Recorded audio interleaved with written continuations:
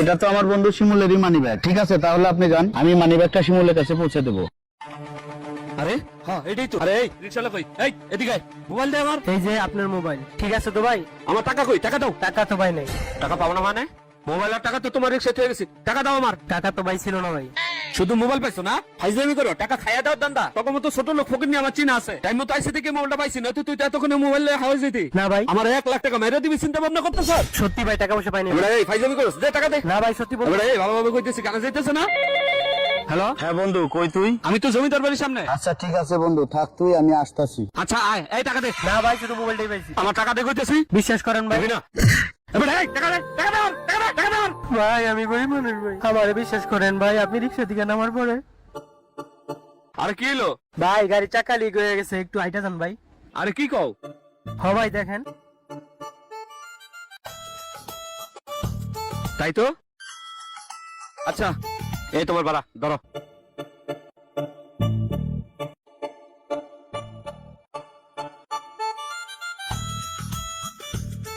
আরে মোবাইলটা ফালাইছে গেল গা। লোকটা কোন দিকে গেল? আরে তুই তো ভালো নাটক বানিয়ে তোরস, তুই কি মনে করছ আমি তোর কথা বিশ্বাস করুম? তোর কিন্তু পুলিশে দেবো। ফাইজলামি শুরু করছ, চল আমার লগে চল। ভাই আমি যা কইলাম সব সত্যি কথা কইলাম ভাই, কোনো মিথ্যা কথা কই নাই। মোবাইল তুই পাইছ, টাকাও তুই পাইছ। না ভাই। এই বন্ধু না, এই তোর মানি ব্যাগ। আরে বন্ধু এই মানবিক পাইলিও কই? আমার দোকানে রেখেছিলেন। তারপর এই মেহেদি ভাই, একটু আগে যে চা খাইলেন, আপনার বন্ধু তো আমার দোকানে বলে মানি ব্যাগ রেখে গেছে। কই দেখি। বন্ধু তোর কাছে 1 লাখ টাকা নিছিলাম না, এই যে তোর 1 লাখ টাকা। বন্ধু দাঁড়ের টাকাটা ফেরত দিছ, এই অসময়ে খুব উপকার হইলো বুঝছ। ব্যবসা বাণিজ্যের অবস্থা খুব একটা ভালো না, পকেটে 1 টাকাও ছিল না, ঘর ভাড়া দোকান ভাড়া এগুলো দেওয়ার মতো ব্যালেন্স ছিল না। যাক উপকার হইলো, আসি বন্ধু। হ্যাঁ আরে কই যাস? বহ, এক কাপ চা খা, তারপর যাবি। ঠিক আছে চল তাইলে। তোর যদি টাকা পয়সা প্রয়োজন হয় আমাকে বলিস কিন্তু। হ্যাঁ বন্ধু তোর কাছে চামু না তাইলে চামু কার কাছে ক?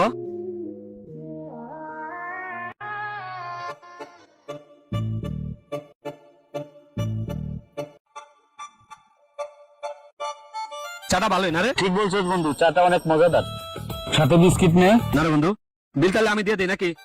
তুই দিবি? দে। আমাদের বিল কত? 10 টাকা। 10 টাকা না? হ্যাঁ ভাই। এই নেন বন্ধু, তাহলে আমি গেলাম। আচ্ছা চল। বাবাকে নিয়ে বেড়াইতে যাইস। এই খালি যাইবা? কই যাবেন ভাই? জমিদার বাড়ি। আসেন। ভাড়া কত? 20 টাকা। ঠিক আছে চলো।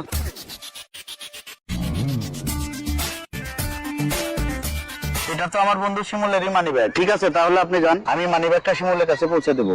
না ভাই, আমি যার মানি ব্যাগ হাতে দিতে চাই। আপনার বন্ধুরা আপনি একটা কল দেন।